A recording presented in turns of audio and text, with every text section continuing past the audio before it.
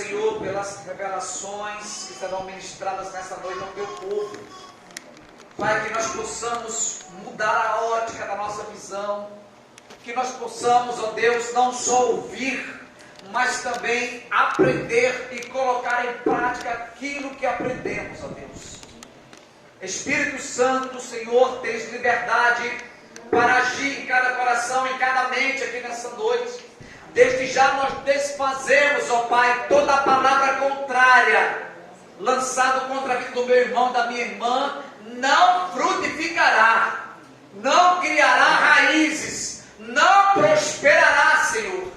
Pessoas que em algum estágio da sua vida receberam uma palavra de maldição, uma palavra contrária, passaram por alguma situação constrangedora e hoje estão paradas no meio do caminho.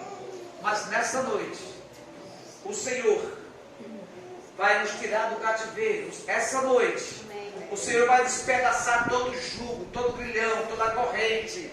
O Senhor, amados em Cristo Jesus, me trouxe aqui nessa noite para dizer para você e para mim que essa situação que você passou não era para você estar estagnado, não era para você estar parado, pelo contrário, é para você avançar, marchar e mostrar para Satanás que você tem um Deus. Amém. Você tem um Deus, você serve um Deus que vai à frente, atrás e sobre a sua vida. É isso que nós queremos, ó Pai, em nome de Jesus. Se você quer, diga amém. Podemos sentar glorificando o nome do Senhor.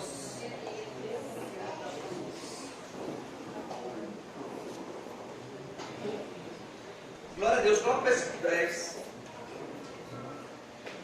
Irmãos, eu quero que você preste muita atenção no que Deus ministrou no meu coração, porque nós percebemos que na igreja tem muitas pessoas que, mesmo frequentando muito tempo, a sua vida não tem mudança. Pode sentar. Eu percebo que na igreja tem alguns irmãos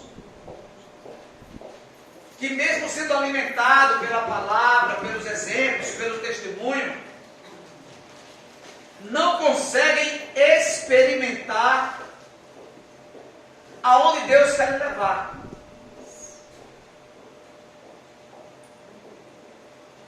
Agora eu vejo Deus repreendendo o profeta Samuel no capítulo 1 desse mesmo, no versículo 1 desse mesmo capítulo, porque Samuel estava clamando a Deus pela vida do rei Saul, sendo que Deus já tinha liberado ele. E é interessante que Deus diz: olha, eu já encontrei um homem segundo o meu coração. E agora nós vemos que Samuel desce à casa de Jessé. Jessé, sabendo que Samuel viria, ele reúne todos os seus 7 filhos, e aí todos é colocado diante da presença do profeta, para se cumprir o que Deus havia dito, que entre os filhos de Jessé eu levantaria o futuro rei da nação de Israel. Amém? Amém. Então, quando Samuel chega na casa de Jessé, a Bíblia vai me dizer que Jessé chama o seu filho mais velho, Abinadab, e o leva diante do profeta. E o profeta olha e diz: certamente esse é o escolhido do Senhor. E Deus repreende Samuel porque ele estava olhando a aparência, o aspecto, a beleza daquele homem, a formosura, a altura. Mas Deus não olha o nosso exterior.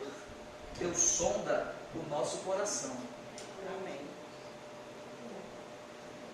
Muitas pessoas não têm sua vida mudada porque eles são como aquela figueira que Jesus a viu de longe e foi até ela para encontrar frutos. E nada encontrando, lançou uma palavra sobre ela, que nunca mais ninguém de ti coma fruto algum. E no outro dia aquela figueira secou. Pessoas que vivem de aparência até podem enganar pessoas, mas Deus sonda e esquadrinha o que está no seu coração.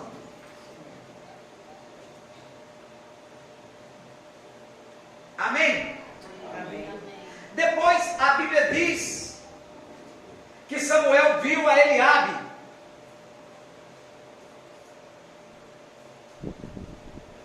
Mas Deus falou que também não era esse. Assim fez Jessé passar os seus 7 filhos diante do profeta Samuel. E Samuel vai dizer: olha, Deus não escolheu nenhum dos seus 7 filhos. Eu posso me pegar Samuel pensando: olha, sabe que Deus me mandou numa missão em vão?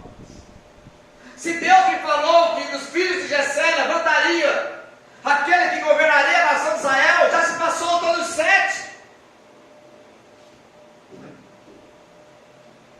E aí, no versículo 11, ele pergunta: são esses todos os seus filhos?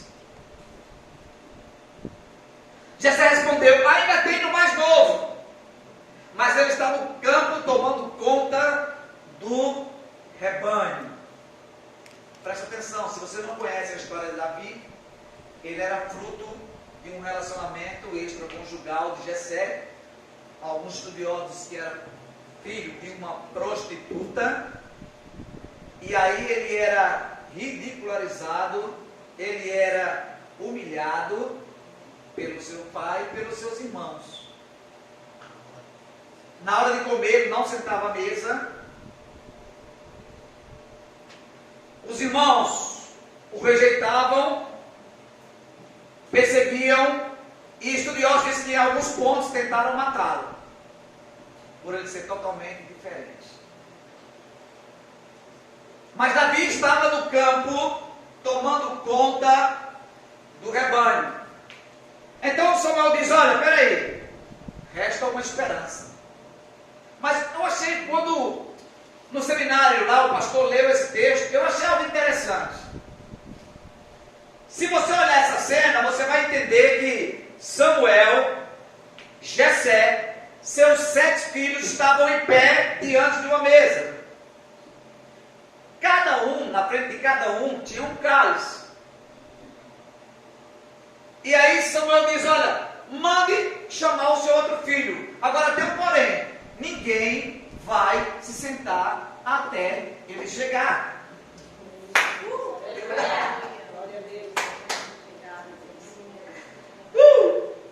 Agora veja bem, se Davi estivesse lá no BTN, como daqui no BTN 3, passando as ovelhas, todos têm que ficar de pé até o escolhido chegar. Amém. Sabe o que Deus está me dizendo? Que muitas vezes na sua casa você não é compreendido. Muitas vezes na sua casa você não é respeitado. Muitas vezes na sua casa você é discriminado, taxado como fanático, alienado. Mas chegará uma hora que todos terão que ficar de pé.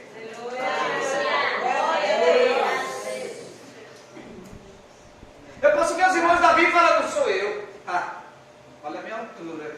E todos têm idade para a guerra. Eu posso ver eles disputando entre si, o pai falando: rapaz, eu acho que é tu, porque tu é fortão, marombado. Faz Muay Thai na academia do pastor Alex. Quem imaginaria que seria Davi? Aquilo que os homens desprezam, Deus escolhe para si. Aquilo que os homens desprezam, Deus escolhe para si. Não tenha medo de ser desprezado pelos homens. Vou repetir. Aquele que o homem não valoriza, Deus toma para si. E aí Samuel diz: ó, ninguém senta escolhido chegar. Todos tiveram que ficar de pé até que Davi chegasse. E agora começa a ministração.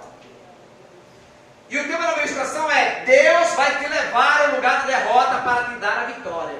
Amém. Glória a Deus. Deus vai fazer você voltar ao lugar da humilhação para Ele te exaltar. Amém. Deus vai te levar ao lugar da dor para te curar. Amém? Amém. Diga amém. Amém. 3 situações de pessoas que Deus me mostrou que diante de uma situação pararam, desanimaram, e aí Deus fala: volta para o lugar da dor, volta para o lugar do medo, volta para o lugar da humilhação, volta para o lugar aonde tu foi desprezado, que é ali que eu vou te honrar. Amém? O primeiro personagem chama-se Pedro. Lucas capítulo 5, versículo 4. Presta atenção, você vai entender o que Deus quer dizer para você nesta noite. Quando Jesus terminou de falar, disse a Simão: agora vá para onde é mais fundo e lancem as redes para pescar. Versículo 5. Simão respondeu: mestre, trabalhamos duro a noite toda. Diga: a noite toda. E não pegamos nada. Diga: não pegamos nada. Não pegamos nada. Mas, por ser o Senhor que nos pede, vou lançar as redes novamente. Versículo 6. Dessa vez as redes ficaram tão cheias de peixe que começaram a se...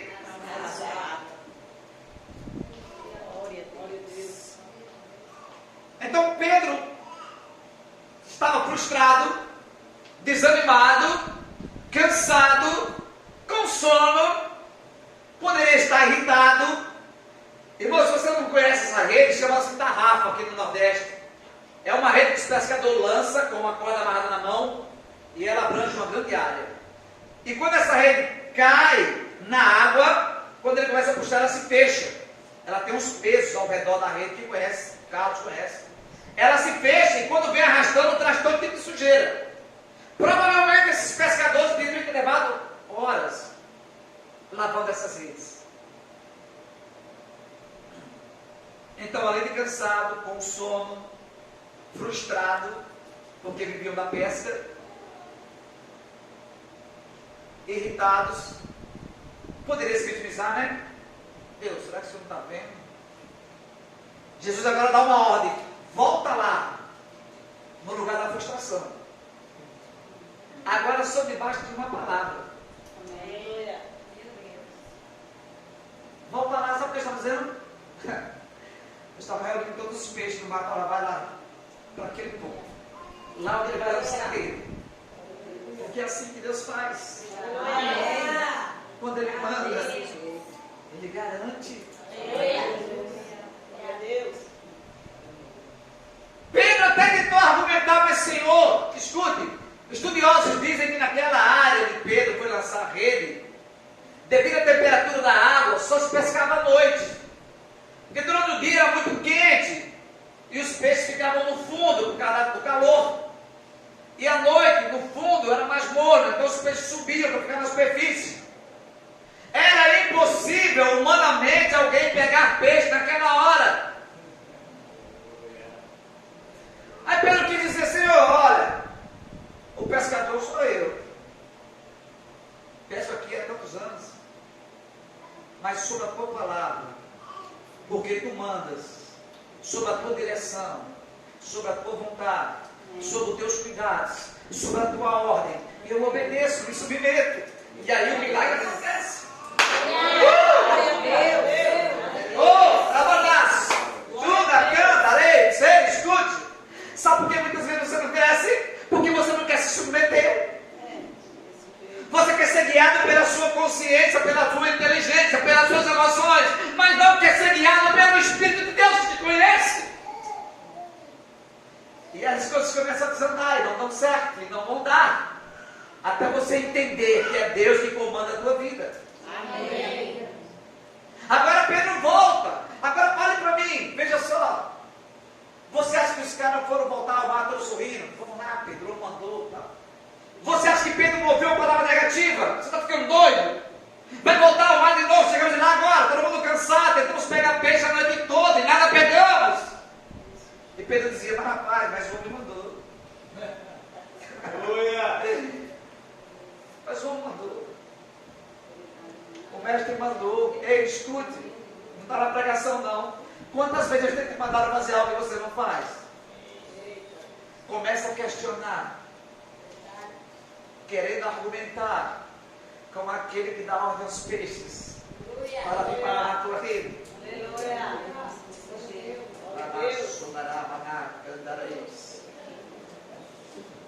Eu vejo muitos crentes que Deus quer levantar nessa geração, para produzir um avivamento, para fazer obras grandiosas na presença dEle. Mas muitas vezes não queremos ouvir a voz do Senhor, queremos aquilo que é mais cômodo e confortável para nós. E nós se movemos, não nos mexemos. E aí o Espírito Santo fica impossibilitado de trabalhar, porque ele precisa de você para fazer.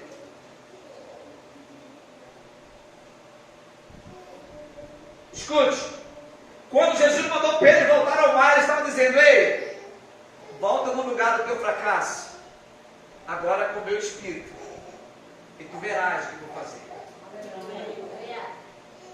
Pessoas que recebem o Espírito Santo de Deus, o Todo-Poderoso, mas continuam vivendo a vida no raso.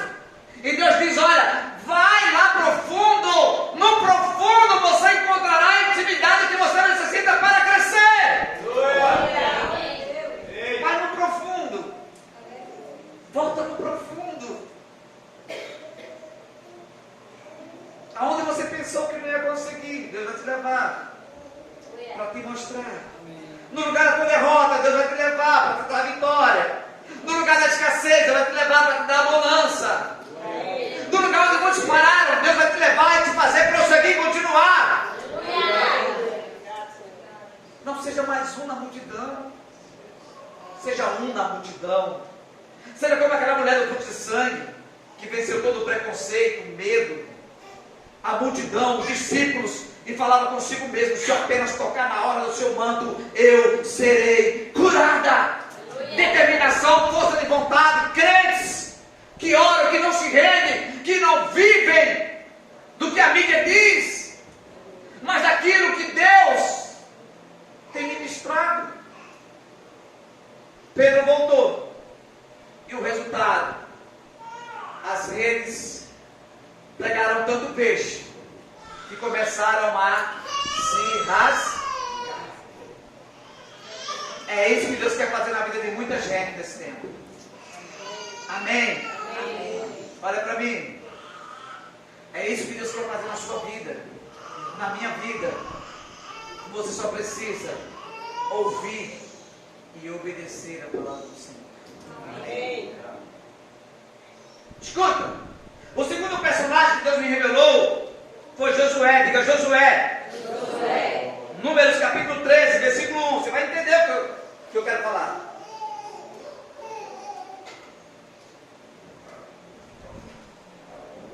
Números capítulo 13, versículo 1. O Senhor disse a Moisés: envie homens para fazer o reconhecimento da terra de Canaã. Escuta aqui, igreja. A terra que eu dou aos israelitas. Mande um líder de cada tribo dos seus antepassados. Escuta. Deus liberta o povo da escravidão de mais de 400 anos. Deus abre o mar vermelho. Deus manda as 10 pragas do Egito. Eles andam aproximadamente entre 30 e 40 dias e chegam próximo da terra que Deus havia prometido a Abraão, Isaque e Jacó. Irmãos, eu vejo Deus tão empolgado, falando assim, ó, manda 12 ciúmes, olha a terra que eu vou dar para eles.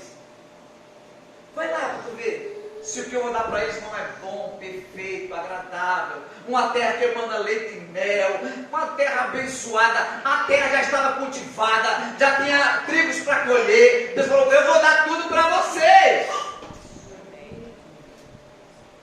Aí Moisés separa 12 príncipes, entre eles Josué e Caleb. E aí os caras passam 40 dias olhando a terra. Eita glória! E viram que a terra era boa. A terra manava leite e mel. Um cacho de uva teve que ser trazido por 2 homens.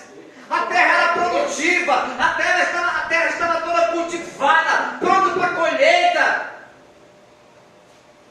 E aí volta depois de 40 dias e dá um relatório para Moisés. E 10 dos príncipes falaram assim: Moisés, a terra é boa, é mana leite e mel, tem muitos frutos, mas tem gigantes, tem muralhas, e nós perto dele parecemos formiguinha. Não daremos conta de vencer aquele povo. Então eu vejo Deus no trono. Como é que é? Será que o mesmo que abriu o mar vermelho, mandou as 10 placas, não pode lá com aqueles gigantes? Você entende que Deus pensa grande ao seu respeito e muitas vezes nós nos sentimos pequenos? Deus não pode enriquecer alguém com a mente pobre. Mas Josué e Caleb tinham um espírito diferente. Falou para o povo: olha, eu estava lendo isso hoje. Falou assim: olha, se Deus nos deu a terra, se era promessa para os nossos antepassados, desçamos lá e possuamos a terra. É direito nosso, foi Deus que nos deu. A Bíblia diz que o povo pegou pedra para apedrejá-los. E aí a glória do Senhor desceu e falou: não, vocês vão passear um pouco no deserto, para vocês aprenderem a confiar em Deus que tirou você da escravidão do Egito. Saíram do Egito, mas o Egito estava impregnado neles. Escute, pessoas que passaram por situações traumáticas na infância, ou ouviram alguma palavra, muitas vezes se mantém preso por essa situação e não conseguem romper, não conseguem avançar. O sonho de Deus, o projeto de Deus, o propósito de Deus era levar o seu povo para ser abençoado numa terra próspera e frutífera. Mas o povo não estava preparado para vivenciar as coisas de Deus. Sabe, eu entendo que muitas pessoas pedem coisas para Deus que não estão prontas para receber. Amém? Eu ia para o seminário, aí o pastor chegou para mim e falou assim: pastor, vai ter um seminário ali em João Pessoa, pastor Josué Gonçalves, Cláudio Duarte, pastor Fabrício, pastor não sei quem, só os tampos. Falei: rapaz, não sei não se eu posso ir, estou sem recurso. Ele falou: também estou. Vai nós dois sem recurso. Falei: rapaz, eu tenho que ver direitinho e tal. Falei com a Dagilda, falou assim: ó, a festa da igreja está vindo para o mês, a gente não pode gastar. Aí meu pastor falou assim, Mato Grosso: olha, para todos os pastores, quem puder ir, seria muito bom. É um tempo de aprendizado. E o pastor José Gonçalves falou assim: aquele que não se senta para aprender, não está pronto para ficar de pé para ensinar. Falei: Adagildo, vamos apertar, vamos fazer um negócio aqui, vamos, então vamos. Fizemos a inscrição. 3 dias antes do evento, antes da viagem, o pastor que me convidou, o que me incentivou, falou: pastor, não vou mais. Como é que é, pastor? Não vou mais. Os problemas aí e tal, não tem como ir. Eu falei: amém, Senhor. Mas eu vou. Eu vou. Amém? Amém. Escute, não deixe situações adversas atrapalhar o que Deus quer operar na sua vida. Amém. Eu poderia dizer: não, pastor, quando você não vai, eu não vou. Incentivei, meu irmão, o mesmo Deus que nos dá condição para ir, é o mesmo Deus que vai suprir, é o mesmo Deus que mas não vai, não dá. Mente fechada. Eu falei: amém, não vou suprir para o senhor não. pode ficar em paz. Mas eu vou. Porque eu sei que o mesmo Deus que me chamou é o mesmo Deus que vai suprir. Glória a Deus. Agora escute, Josué então, aquele povo vai passear no deserto, Deus mata toda a geração de 20 anos para cima, e depois de 40 anos, eles voltam ao mesmo lugar. Agora Josué não é mais servo, Josué agora era líder, porque Moisés já havia morrido. No lugar da falta de crédito, Deus leva Josué de novo lá, do mesmo ponto. Agora tem o Rio Jordão para atravessar, que estava transbordando, tinha Jericó para derrotar, para depois tomar posse da terra prometida. E aí Josué se senta e começa a lembrar de 40 anos atrás, quando eles estiveram espiando aquela terra, e 10 trouxeram um relatório negativo. É no lugar da desonra, no lugar da vergonha, no lugar do medo, que Deus vai te levar para te honrar. Amém. Josué, quando nós vemos no capítulo 1, versículo 2, 3, 4, 5, 6, Josué estava atemorizado. Sabe por quê? Não é nem tanto porque Moisés tinha morrido. Não é nem tanto porque tinha que atravessar 2 milhões de hebreus no Rio Jordão transbordando. É não. É porque ele estava lembrando que há 40 anos atrás ele estava naquele mesmo lugar. E por causa de 10 relatos negativos, Deus fez eles vagarem no deserto 40 anos. Você entende? Foi necessário Deus descer e falar: Josué, Josué, a situação agora é outra. Não temas, não te espante. Aonde tu for, irei eu. Assim como eu fui com Moisés, eu estarei contigo. Se levanta e atravessa esse rio. Derruba essas muralhas e toma posse da terra que eu prometi dar a vocês. Você entende, querido, que tem situações em nossas vidas que muitas vezes, se nós olharmos, nós não vamos avançar e nem tampouco conquistar aquilo que Deus tem para nós. Não fique preso a situações do passado. Se depender de você, se desvincule, desvencilhe, se aparte, se liberte e vá ver sua vida na presença do Altíssimo. Amém. Terceiro e último personagem, Jacó. A Bíblia vai dizer que Jacó engana o seu pai Isaac, roubando-lhe a primogenitura do seu irmão Esaú. E aí ele foge para morar com seu tio Labão. A Bíblia diz que Jacó trabalhou 7 anos por Raquel. Labão enganou, casou primeiro Jacó com Lia. Jacó teve que trabalhar mais 7 anos para casar com Raquel, 14 anos. Jacó ainda trabalhou mais 6 anos. E aí ele decidiu fugir com as filhas de Labão. Jacó fica 20 anos fora da sua casa.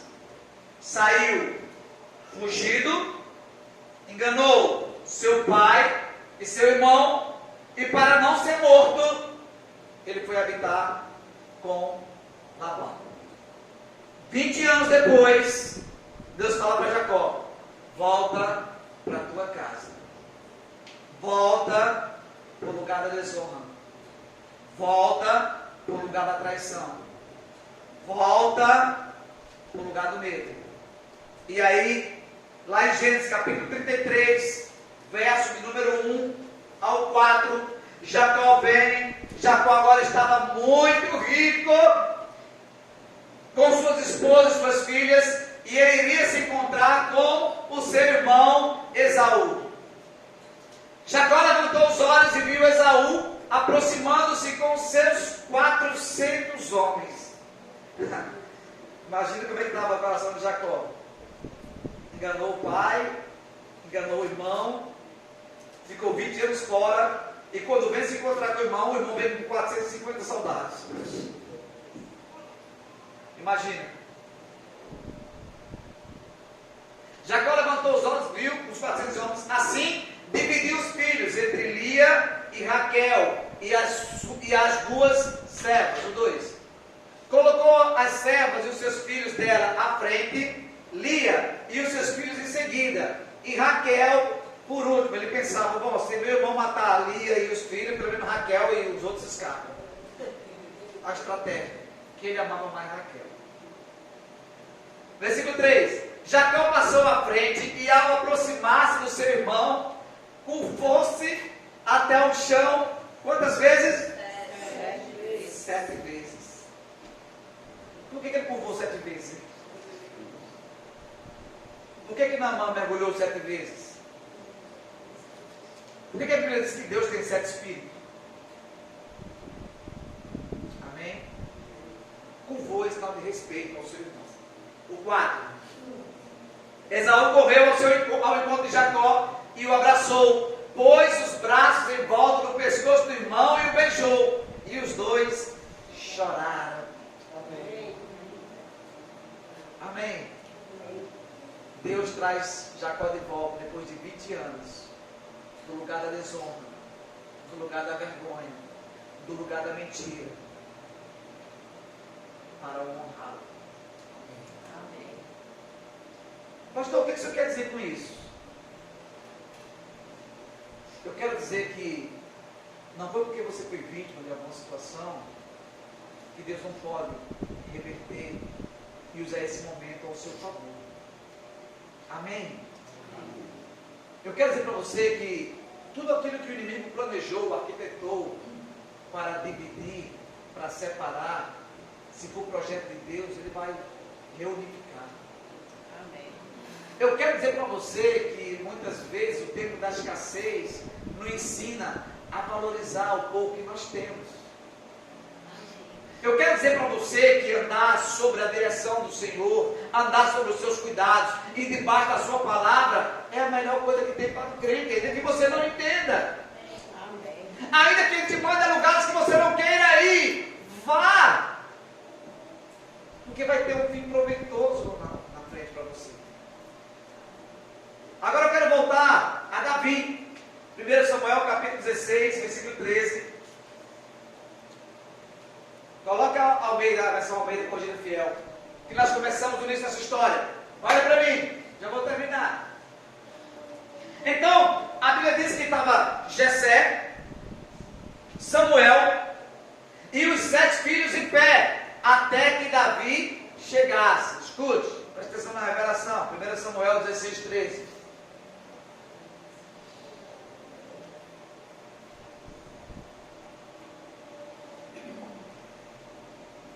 Quando Davi chega, Samuel então toma o chifre do azeite e ungiu no meio dos seus mãos. Desde aquele dia em diante, o Espírito do Senhor se apoderou de Davi. Então Samuel se levantou e voltou para Ramá. Amém? Amém. Presta atenção. Então a cena foi essa, todos estavam de pé. Eu posso imaginar Davi chegando, quem sabe até sujo, entrando em casa e vendo o profeta, o seu pai e seus irmãos. E aí o profeta pede para colocar uma taça na frente de Davi, assim como tinha ao redor de toda a mesa. Pede para Davi baixar a cabeça. E ele começa a derramar então o azeite sobre a cabeça de Davi. O azeite é derramado, escorre pelos cabelos de Davi, cai na taça, enche a taça e transborda. E aí Davi vai relatar isso no Salmo 23, versículo 5. Coloca aí. Davi escreve um dos mais belos salmos. Preparas uma mesa perante mim, na presença dos meus inimigos. Unge a minha cabeça com óleo e o meu cálice transborda. Amém. Glória. Glória a Deus. Sabe que não é vontade de Deus que você peça a morte dos seus inimigos. Eles precisam estar vivos para sentar na mesa e contemplar aonde Deus vai te levar. Amém. Poucos entenderam, vou repetir. Não é vontade de Deus que você peça a morte dos seus inimigos, porque eles precisam ver aonde Deus vai te levar. Glória a Deus. Eles precisam enxergar Deus te honrando. Aquilo que o homem menospreza, Deus honra. Aleluia. Agora eu posso olhar a cara daqueles irmãos de Davi, porque eram inimigos. Tentaram matar Davi várias vezes. E quando ele diz, no Salmo 23, ainda que eu andasse pelo vale da sombra da morte, não temerei mal algum, porque o Senhor está comigo. A tua vara e teu cajado me consolam. Prepara para mim uma mesa na presença dos meus inimigos. Unge minha cabeça com óleo e o meu cálice transborda. Aleluia. Ei, querido, escute nessa noite. Deus quer te libertar dos traumas da tua infância. E o mais interessante é que Davi, quando é ungido, ele volta para o pasto. Ele não quer se sobressair sobre os irmãos. Ele mantém a singeleza, a humildade. E ele continua, mesmo sendo o futuro rei de Israel, cuidando de ovelhas. O estágio de Davi no trono foi no pasto.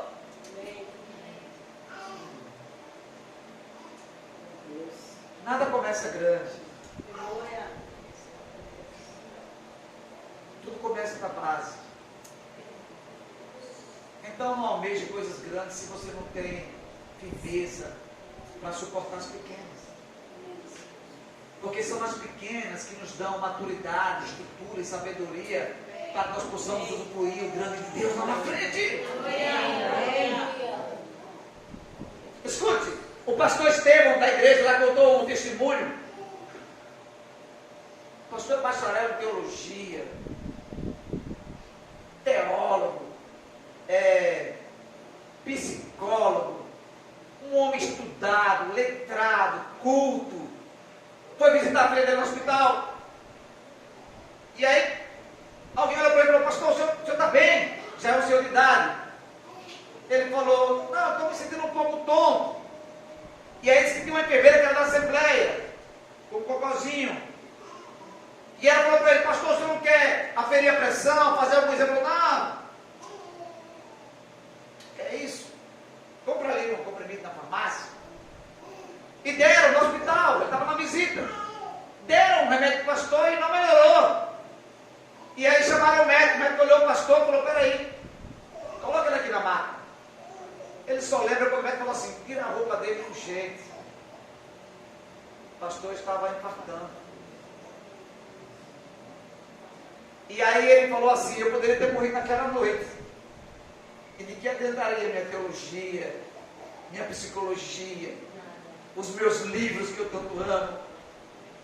Sabe, muitas vezes nós só pegamos as coisas tão pequenas e deixamos passar coisas tão simples no nosso meio, irmãos. O prazer de estar com vocês aqui para mim não tem preço. Amém. Eu sou um privilegiado porque Deus me escolheu para conduzir vocês a um caminho. Amém. Sabe, Deus tem me dado tantas coisas, irmãos. Deus tem feito tanto por mim. Nós fomos na viagem, fomos, voltamos, fomos no meu carro, não aconteceu nada, não aconteceu um acidente, nem imprevisto. Deus proveu tudo. Mas porque eu entendi que viver debaixo da direção de Deus é a melhor coisa.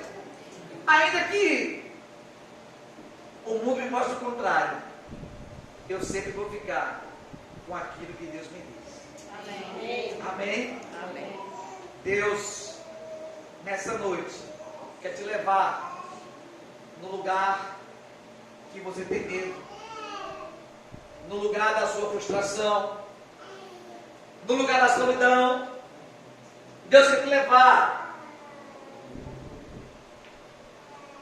ao lugar onde você foi discriminado, não foi valorizado, foi desrespeitado, abandonado, vítima de uma palavra contrária.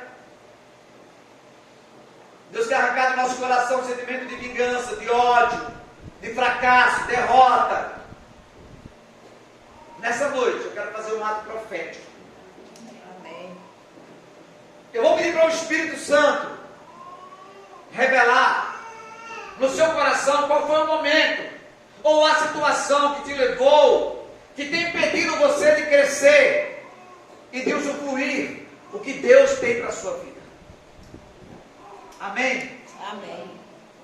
Mesmo sentado, feche seus olhos, curve sua cabeça. Alguém pode encerrar a live, por favor? Foi isso que Deus pediu para fazer, irmãos.